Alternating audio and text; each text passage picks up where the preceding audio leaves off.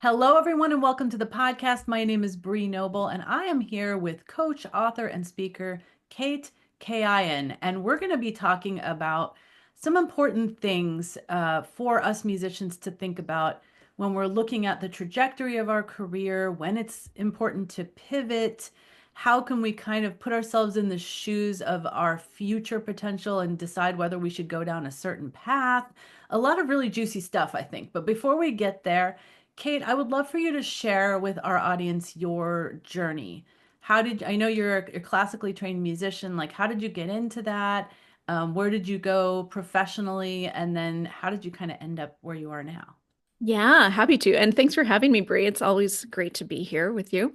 Um, so my story, I grew up in Chicago, and how I started to play the cello is actually kind of a funny story. My mom played a little piano, but she met a friend who was very big into the Suzuki method. She actually eventually became the president of the Suzuki Association of America. And she had two kids. Her daughter was my best friend, and she played the violin and the piano. And then her older brother played cello. So the mom said, bring Katie over and they will play their instruments for her. She'll hear all three, and she will naturally just be drawn to the sound that she loves. And that will be her instrument. She will hear her voice. So Carla played the violin and the piano. And she was amazing, right? Because she's my best friend. I loved it. And then Blake, her older brother, played the cello, and I loved Blake. I was going to marry Blake. I was 4.5, and my 4.5-year-old brain's logic was like, well, you can only get married if you play the same instrument, right? I That's mean, it funny. makes perfect sense. So a cellist was born. And what's amazing about this story is that we all still play. Like they are professional musicians. She's a professional violinist. He's a professional cellist.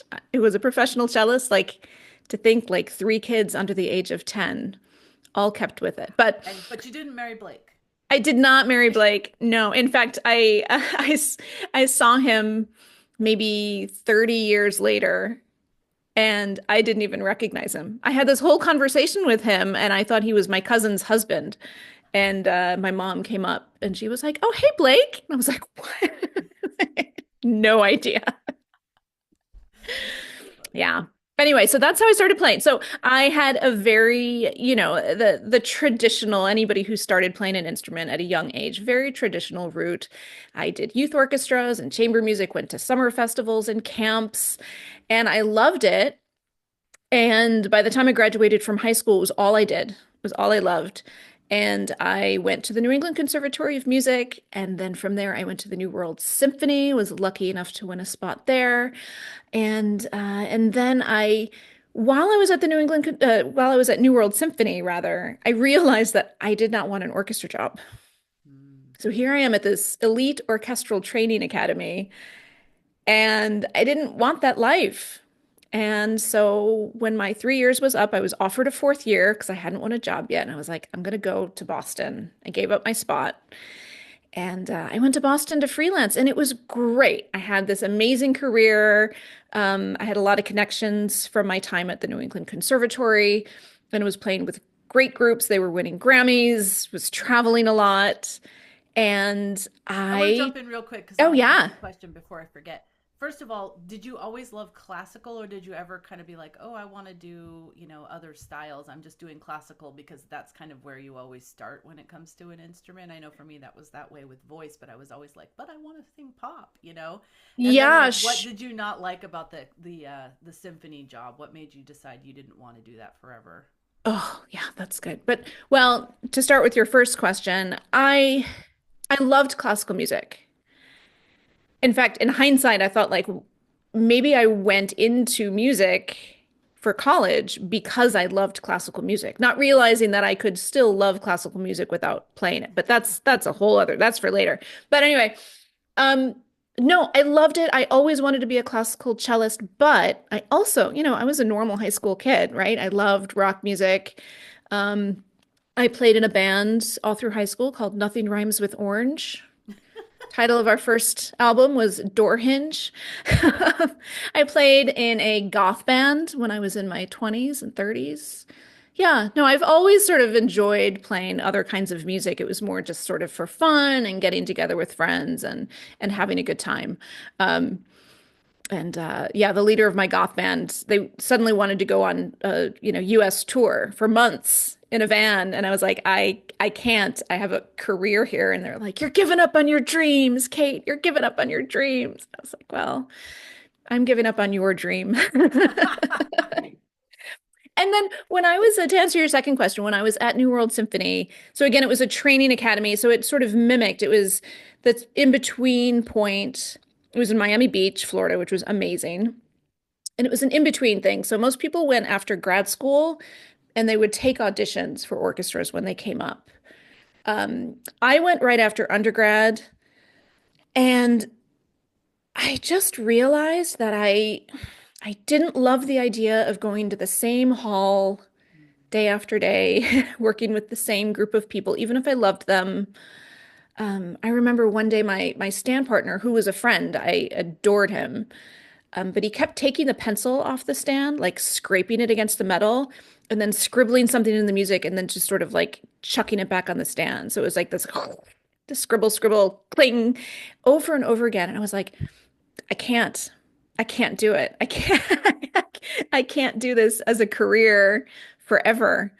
And yeah, my whole life, when I think about the decision, that the thoughts that popped into my head that made me realize that I didn't want to be an orchestral musician, it seems awfully similar to that 4.5-year-old logic of, well, if we're going to get married, we have to play the same instrument, right? There's sort of like random little things, but to me, in hindsight, they were all like little taps on the shoulder saying, like, that one, pay attention.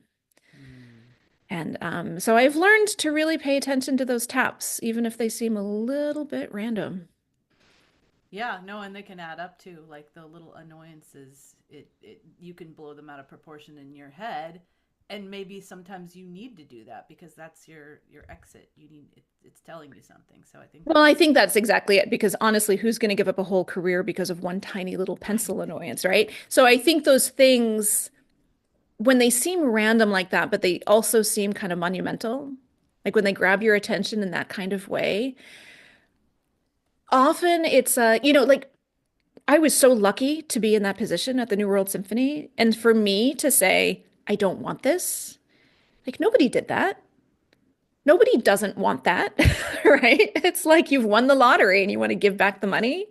And so just the little things that would pop in and say that, pay attention to this. You don't really want this. That's why I've learned to listen to them.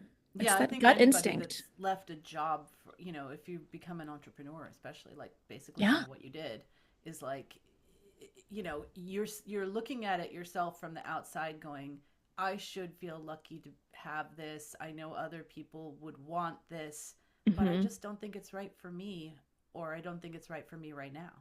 Yeah, exactly. And you have to pay attention to those things. Yeah. So okay, so let's continue with the story. So what happened out you were freelancing in Boston. Freelancing in Boston, and I met a guy again, but this one lived in Bermuda. And so I decided to give up my teaching jobs in Boston and sort of split my time between Bermuda and Boston. And I was traveling more. I was doing more solo work and chamber music work. So more of my concerts were outside of Boston anyway. So I figured, like, I just need an airport. Doesn't matter where I live. So it was another thing of like, if you're going to be a successful musician, you have to live in a major city, Mm. right? You have to be where the action is. And I was like, maybe I don't. We'll see. So I moved to Bermuda, mostly, and then COVID hit and canceled all of my tours and my concert plans. And you're like, I was so smart to be close to an airport, but now I can't go anywhere. I mean, they literally shut down the airport. I Right. could not go anywhere. It wasn't even a matter of like which country will let me in. It was like nobody's going anywhere. Nothing was coming in. I couldn't even order things on Amazon. Like the whole experience that people had in the States was so different for me. That I'm grateful for that and for a lot of reasons. But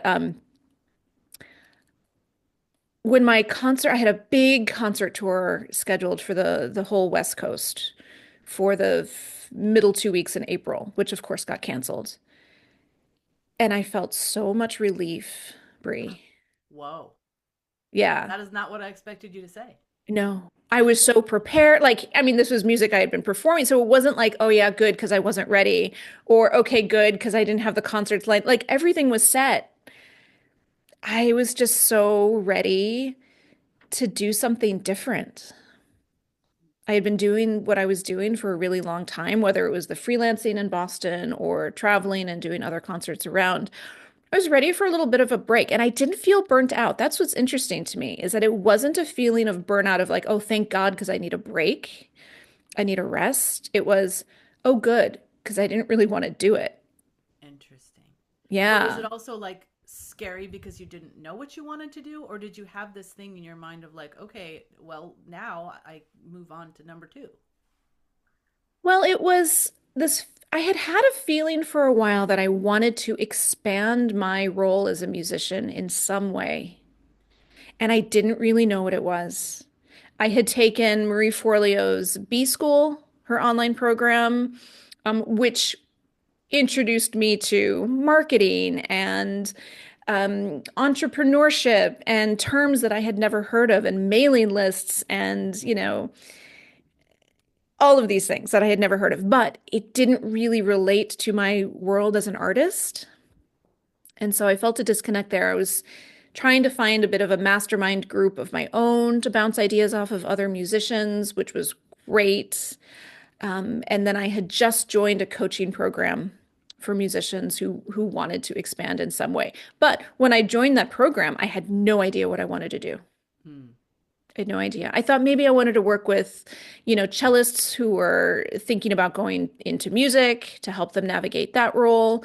Um, yeah, I couldn't put my finger on it, but I knew there was something bigger for me.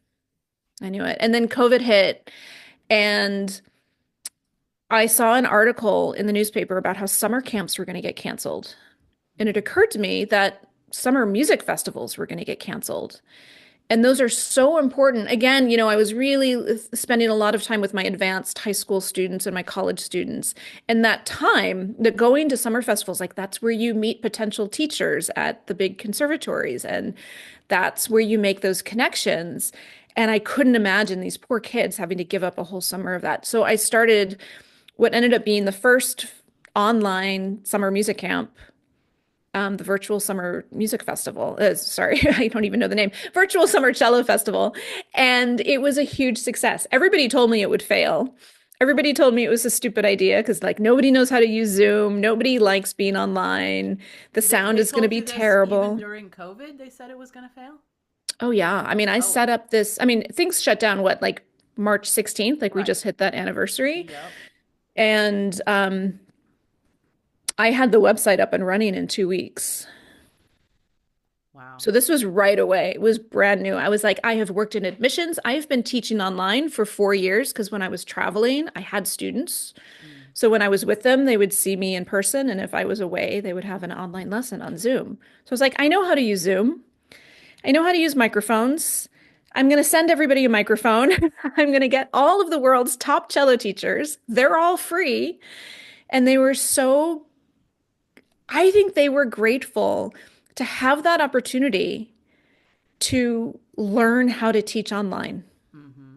and to learn how to use Zoom, to learn how to navigate high level playing through microphones, USB microphones. And yeah, the whole thing was a huge success. Who Wow. knew? I mean, that's great that you had that. And people like me that were already working online, we definitely had a leg up. Yeah, Like I for started sure. using Zoom in 2016, like when Yeah, it me first too. came out. Yeah, me too.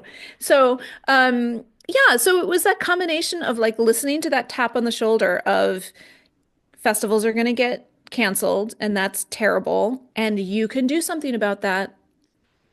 And I listened to it and I just ignored all of the naysayers and went forward with Thank it. goodness you And did. And I think you did because honestly, the underlying thing was you felt bad for these kids. yeah, And I'm glad that I don't, my daughter that is into music, she's the younger one, so she didn't go through this, but my other daughter Mm. was like in the thick of it in the end of high school Oh, during COVID.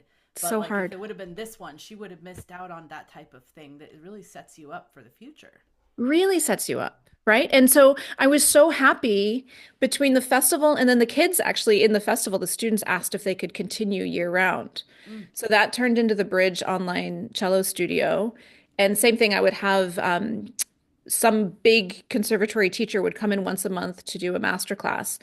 And we made so many matches of students who ended up, they were applying to colleges and they ended up in their studios. Because for the teachers too, students could no longer fly over and have a lesson with them and get to know them. So that was really, it was a really special time for me, the 2 years that I did those two Wow. programs. Yeah. And then when things opened up again, I was still teaching a little bit online myself, but I was like, okay, now if you can go there in person, you can do that. That's fine. Right. And I was moving on. I had started coaching because a lot of my colleagues were coming to me saying, "Hey, Kate, like you've had a lot of success with that.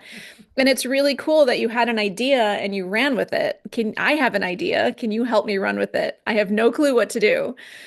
And so I started a couple of coaching programs and did some one-on-one work and eventually got to the point where I was doing so much of that and loving it. Mm.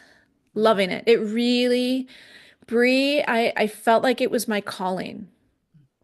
You know that feeling as a performer when you're on stage and like you're performing really well, everything's going to plan, and the audience is totally there with you. The energy is amazing, and it just feels like the greatest thing ever. Yep. Coaching There's felt nothing like better. it. There's nothing like that. There's nothing like that except coaching felt even better. Wow. Yeah, I was like, oh, I didn't know it got better than that. So I listened to that, and I still play chamber music when I want to. I live on a little island. I live in Bermuda, so it's not like I'm there are a ton um, of opportunities. But I've basically given up performing as a profession. So I no longer That's so consider similar to myself a when professional I moved cellist. to the mountains and I was like, yeah, it's an hour to even like a city where I might perform, you Yeah, know? And I'm like, yeah, this is the time, right? This is the time I go online. And it just worked out. yeah. You never know what the serendipity is going to bring. Yeah, I run the Bermuda Philharmonic Orchestra now. I'm the conductor and music director, and that's my musical outlet, which I love and I enjoy. And again, because I love classical music, I love the repertoire. I just didn't. I don't need to be the one playing it anymore. Yeah. So So obviously you love the coaching, and I'm guessing that that is what led to you writing the book. So I want to hear kind of how you yeah. decided to write the book, and I know it's not specifically to cello players. So why did you No, no, decide not at to all. go this direction with the book? Yeah, well, the book is Beyond Potential, a guide for creatives who want to reassess, redefine, and reignite their careers. And that applies to mid-career creatives who are saying like, okay, I've done this thing for a while and maybe I want to do something different or maybe I want to expand on it, but I want to take a look at what I'm doing. And it also applies to the younger generation, maybe finishing up college, thinking about whether they should go into music or not, the college level creatives thinking about whether they want to what they want to do, which path they want to pursue as a musician or creative. And for me, when I was navigating all of this, whether it was whether I wanted to perform still or not, or what kind of projects I wanted to do, I was looking for resources. And, you know, I just couldn't find things online. I couldn't find examples of other classical musicians or other musicians for that matter who had stopped performing, not because of an injury, not because something bad had happened, not because of some scandal, but simply because they decided to do something else, Mm. And I do think right? sometimes we feel like we have to make an excuse, right? So even myself, Yeah. right? I was like, "Oh, I have young kids." And that was the reason. I my kids are at the age where I can't drag them on tour anymore. I always say that. But Yeah. like I could have just decided I don't want to do this anymore, and that would be okay too. Right. It's your scratching pencil moment, Mhm. right? Um, because I mean, everybody makes their own decision. Like, probably if you were like super passionate about staying on tour, like you could have figured it out, right? But for you, you were making the best decision possible. But I didn't have any reason. Like, I couldn't be like, well, I mean, I didn't have kids. And I didn't even have a dog then. Like, no, I had no responsibilities. And yeah, so just looking for that stuff. And then, the work that I was doing with my clients who at first were all musicians and then dancers and artists and all sorts of creatives, filmmakers, writers. I was talking about the same things. I mean, everybody has a unique experience, and so that's what I love about one-on-one coaching. And even my group programs, I keep really small so that we can keep the conversations focused on their specific situations. Um, but the bigger themes, it was the same thing over and over again. Of course, it was mindset, right? It was the imposter syndrome. It Mm-hmm. was the what will people think if I do this? Or like, well, they'll be saying like, oh, who does she think she is to start a festival? Right? We always think we're too young or we're too old or we're not experienced enough or we're too experienced, right? We always have these mindset obstacles that stand in our way. And so part of the book is dismantling those and helping you through that. Part of the book is really looking at the stories we're telling ourselves, right? Whether they're stories that we got from our families growing up, whether they're stories that just we get from society, right? Society being like, you don't just get to the top of your game as a cellist and quit. You just don't do that. That's not allowed, Yeah, right? no, definitely. And I think I could imagine that coming from stress coming from the parents or the families. Like, we invested all this money into lessons and, or Yeah. former teachers. It's like a teacher's looking at them going, you've gone farther than I ever could. How could you give this up? Things like that. Yeah. Yeah. I mean, that was a big one. My mom, we didn't have a lot of money growing up at all. And music lessons are expensive. Hmm. Summer festivals are expensive. Cellos are expensive, right? And I heard about it. I heard about every cent that was spent and why that meant I had to practice more. And, at the end of my mom's life, a couple years ago, I asked her, I said, are you upset that I stopped playing the cello? Does it bother you that you spent all that money? And she goes, oh, no, I don't care. You should do what you want. Oh, I'm like, right. But oh, we all don't right. ask. We just Yeah. make a story up in our head of what they're going to say. And that's the third type of story, right? We have the stories from our parents in childhood, we have the stories from society, and we have the stories that we tell ourselves. I have to keep doing this because I don't know how to do anything else, right? I have to do this because other people will be disappointed if I stop. Mm. All of those stories, we're making up ourselves.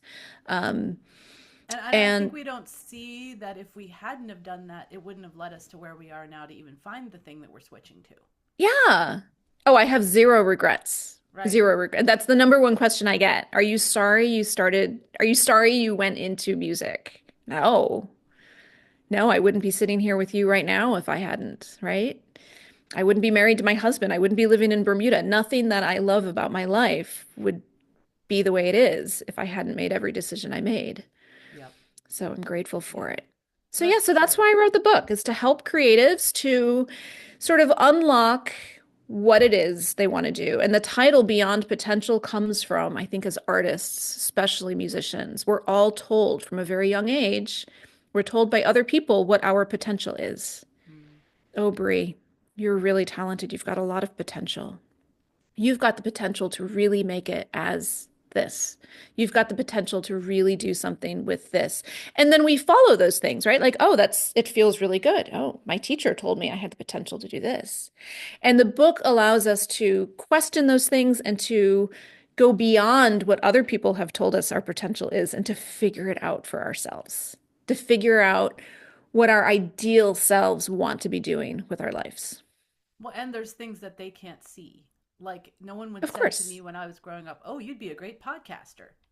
I Right. don't know what the heck podcasting is back then. You know what I mean? Right, We of have to follow course. the through lines. Yeah, I mean, the ironic thing is to me is that throughout my life, the only thing people told me that I should do, other than being a cellist, was to be a writer. And I Mm. was like, "Ugh, I'm not going to be a writer. I am a cellist." And now here I am. I'm a writer. Right? So I was like, Darn it, they were right. I know. Same thing with me. Like I was always like, I'm not going to be a teacher. Like everyone in my family is a teacher. I don't like to teach. I just want to perform. And what am Yeah, I doing? Teaching online. I'm not teaching voice. I'm teaching musicians how to market themselves and build a business, because And you're so darn good at it, but like right? you resist it.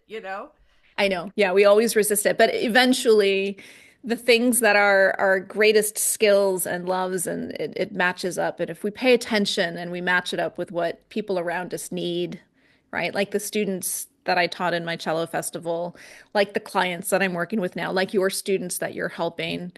What a gift that you take your exact cocktail of skills and experience and passions and help them. Yeah, It's and I brilliant. think that's I'm sure something you cover in the book is that like we all have this crazy cocktail of things that's Yeah, different from other people. different from everybody, and we've got to pay attention to it. And often I think as artists, even though our world is supposed to be this of like total creativity, I think a lot of us, more so in the classical music realm, of course, but I think for everybody, we're thinking like, well, this isn't how other people are doing it.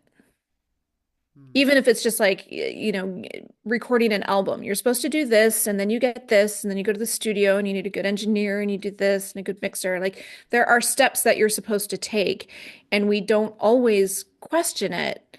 Whereas if we start thinking like, yeah, but I'm really good at this, or I have these other skills too, or I was a percussionist in middle school band and I loved it, and I'm really good with rhythm, and I would love to incorporate some percussion in my music, right?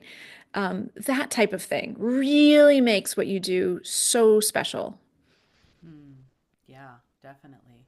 Well, I do think it's almost it's harder and it's easier when you're older and you've got a lot of life experience. In some ways, those things are the things that are pulling on you, saying, "Don't go this direction. Who do you think you are?" All that stuff, all the Mhm. stories.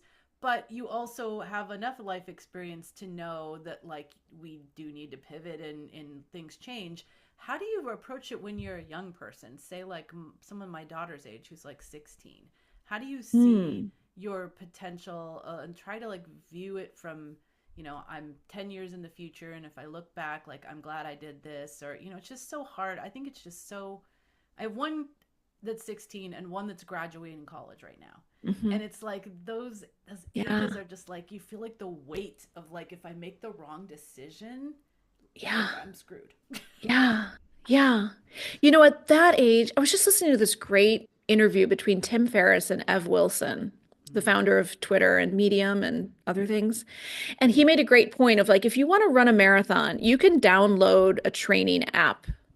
Like there is a set plan that will take you from not running at all to with enough time, you do these things. You run it like this distance, this time, this number of days a week, and you will get to run a marathon. That doesn't exist when it comes to a creative career. Mm. And I think that at 16 years old, if it's possible to just zero in on what your dream is. And at 16, it might be, as a 16-year-old cellist, I went to a Chicago Symphony concert and I saw Yo-Yo Ma perform the Dvorak Cello Concerto, and I just want to do that. Mm. That's what I want to do. And then things might change from there. But to grasp onto that passion and that direction and try things out, just go for it because there is time to pivot. And if you are going after a true desire, you can't be wrong. Mm. Even if you don't end up being a soloist, even if you decide, you know what, actually, I don't want to be traveling every week to a different city. I just want an orchestra job where I can just show up to the same hall with the same people day in and day out and like have a family and live in one place. Um, but you won't know if you don't try. The trick at that age is not to get swayed by your peers, Mm. right? Well, and I If think for me as a parent, it's hard to like I want to, in some ways, like, I don't want to crush her dream, but I want her to be practical. Like, if she chooses something that is, to me, I'm like, the likelihood of that happening is pretty, but Hmm. but then I don't think that she's really thinking I have to actually reach that ultimate goal. Like, that's the direction, but as a parent, you want to protect them from disappointment. Yeah. I don't think you need to. I Mm. don't think you need to. I mean, I was blessed by a very naive mother in a way because she thought like, oh, my daughter wants to be a cellist like Yo-Yo Ma. Well, he's doing pretty well. So great. You're like, Yeah, most parents would not go along with that. They'd be like, he gets well, the paid more than chances a of that lawyer, happening right? is one in a million. Yeah. Yeah, of course. But, I did have a really lucrative and very successful career, Right. right? And I wasn't playing the Dvorak cello concerto with the Chicago Symphony, but I eventually found what I was loving at the time. And yeah, I eventually gave it up. But everything that I was doing, I was loving when I was doing it. Mm. I think that's really good to hear. I mean, even as a parent, but like as Yeah. somebody that's in that position needing to make those decisions. It's Yeah, like I there think that really you have is to. Yeah. no I mean, wrong decision, right? As long as you're kind of you have a GPS of some kind. yeah, well, even if you don't know, I mean, I have clients who are like, I need to change something, but I don't know what I want to do. Mm. And I say, okay. Like I had a client who wanted to be, he was in the tech world and he had left and he wanted to be an artist, but he wasn't quite sure what he wanted to do as an artist. And I said, and he said, I think I'm curious about hands. I'm fascinated by the shape of hands. And I said, great, draw hands every day for 30 days. Mm. And before the 30 days were up, he was just like, yeah, it's not hands. I'm like, great. He's like, I think it's cars. I'm like, okay, great. Draw cars for 30 days. And he's like, oh, it's not. I just keep going back to this digital art that I've been creating. And I was like, okay. And he's like, yeah, but that's not art. I'm like, but you keep going back to it. Like, I think eventually, if you just try something, Martha Beck talks about it in her book, The Way of Integrity, right? The path of not here. Mm. And I then talk about it in Beyond Potential as well. And it's a hunting mechanism, trackers. She spent a lot of time in Africa and she worked with some trackers and they would take her out and they would say, knowing where the animal wasn't is just as important as seeing where it was. Mm. Knowing where it wasn't leads you to where it is, right? So if your daughter says, I want to go do X, and she goes for it, she will realize on her own, this isn't for me. And it Mm. won't be a waste of time because she won't spend the rest of her life thinking, well, what if I had tried that? 'Cause she Mm. did. And she's confident she's going to go do something else. And I think it can also reinforce, like, for example, my husband's an English professor, and so he got a doctorate in literature. But when he was in college during the summer, he went and worked at his dad's engineering company in a Hmm. cubicle. And he's like, yeah, this is not what I want to do. Like, it just reinforces more that going the professor route was right for him because he Yeah. did try the other thing and was like, no, Yeah. And would he say that he regretted it? That it was the wrong choice to take that job? I don't think so. No, No. because it just reinforced the right choice. Right. I So think if he would living have his spent life, 10 years doing it, that would have been a problem. But well, sure. But there are times, probably as a professor that he was like, maybe I should have just gone into engineering, right? Like, but that's he, so true. right? But he knows, like, no, I tried that. That was horrible. It was awful. Yeah. So, yeah. And then I think that it's the gift that we can give ourselves. The biggest gift we can give ourselves is to really think about what we want to be. I mean, I have a story, it's central to the book that is based around the idea that at some point we are confronted by the version of ourselves that did everything that we wanted to do in life. Mm. And the secret things too. Like, oh man, she finally became fluent in French. Oh, I tried so many times and given up, but she did it, right? For me, I always give the example, I have one crooked tooth. And when I think of this version of myself that I meet that was living my ideal life, like she fixed the tooth. So I'm looking at her and she's got a whole row of straight teeth. And I'm like, oh, all I had to do was get Invisalign, right? Mm. So so that's happening, right?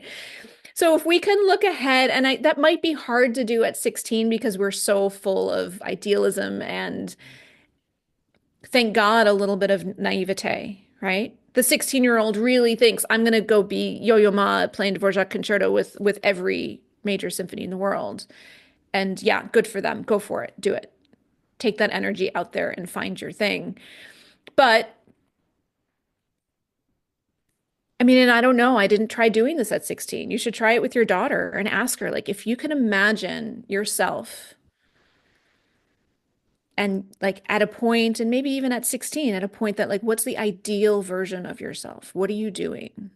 And maybe that ideal version of herself is, doing this, but also playing in this kind of band or, traveling a bit, or I don't know, my ideal self has a cat. I was gonna say it definitely has to do with a cat.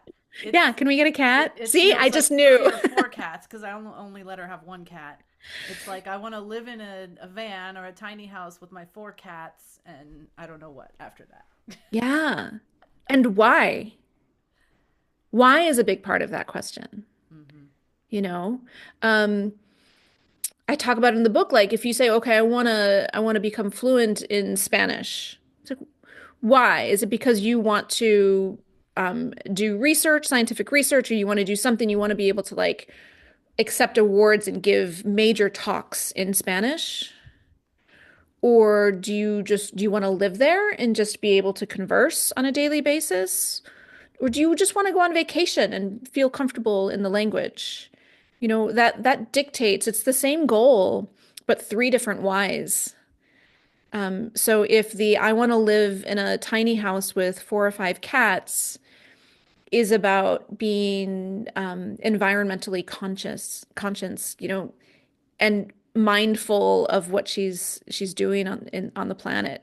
That's one thing that guides her in one direction. If it's, I want to live in a tiny house with 4 cats because I don't want to be around people, Mm. right? I'm an introvert. I want lots of space. Okay. Well, then she shouldn't take a job in New York City, maybe, right? If she wants to live in a tiny house with 4 or 5 cats because she just loves animals so much and she just wants to be surrounded by cats all day, maybe she should go be a vet, No, I right? think you're Like, right because it's like the New York City thing. When we were in New York, it's like we loved. She got to go to Carnegie Hall and sing on stage, and it's like amazing. not by herself, but with a group. And It doesn't but it matter. was, she's like, this atmosphere is cool, but I would never want to, like, this freaks me out. I would never want to live here. So it's like it's good to do that and go, Yeah. okay, you're not gonna want to be on Broadway, Yeah. And maybe you don't want to apply to Juilliard, right? right? Maybe you want to apply to a school that is going to be in the type of environment where you really thrive. Yeah. So yeah, I think the concepts of the book and these questions that we can ask ourselves about like our ideal selves and looking at the disconnect between our ideal self and our current self. And that's, parts 2 and 3 of the book really take you through that process of like what do you do with that disconnect and how do you close the gap? And it's exciting work. It's work that I did um, to get to this point. It's work that I continue to do on a daily basis, of course, because we're never done evolving and growing. But this definitely gets you headed in the right direction. Do you think there's anything about creatives that makes this work harder, or do you think everybody goes through some form of this? I think everybody goes through some form of this. And I would have given you a different answer 10 years ago, because 10 years ago, everybody in my life was a creative. Ah, Everybody in my life was a creative, and of course, we're very special and we're very different, and we are in a lot of ways, trust me. But living in a place like Bermuda, which actually is very corporate, it's a huge reinsurance industry here, and luckily, my friends are the good guys, not the bad guys in that industry. Um, so my friends are physicians and they're lawyers and they're accountants and, adult amateur musicians, and they're going through this. they've all bought the book and Mm-hmm. they're going through it because the book isn't just for creatives, because these issues aren't just for creatives. Um, and in fact, in some ways, my friends who are accountants and lawyers and doctors were doing what they were told they were supposed to do. Whereas a lot of creatives went against that when they were younger. So we have more resilience built into us, I think. Mm-hmm. Of course, there's competition. Of course, what we do is super vulnerable. So it's hard to put ourselves out there. It's hard to take risks. Um, it's a very small bubble, right? Whether you're in the theater world or the musician world or the dance world, they're very small bubbles. So we feel like every step we take, everybody's watching us and talking about us and gossiping about us. Mm-hmm. And, maybe they are, maybe they aren't. We just have to do what we want to do anyway. Yep. But And I do think that artists, in order to be the artist that you are, you have to be more vulnerable. So maybe you've gotten used to a little bit of that, putting yourself out there when it's uncomfortable. But a little bit, I think the courage, summoning the courage to do these things is the hardest part. mm, A lot of my clients and a lot of people I talk to say like, well, I haven't done it yet because I'm not feeling quite confident yet. Right? Like, well, you're not going to feel confident first. right. You're going to feel scared. You're going to feel terrified, and you're going to do it anyway, and you're going to survive. And then you're going to feel terrified again, and you're going to do it again anyway, and you're going to survive that time too. And maybe by the third or fourth time, you'll start to have the confidence that you will survive. Yeah, I think that's why we need a coach because Yeah. we do tend to think like, oh, if it's the right decision, we'll know, we'll feel confident, we'll know, in our gut or whatever. Sometimes we don't. Yeah. I mean, there was a point before I officially announced the virtual Summer Cello Festival where I thought, I'm not going to do this.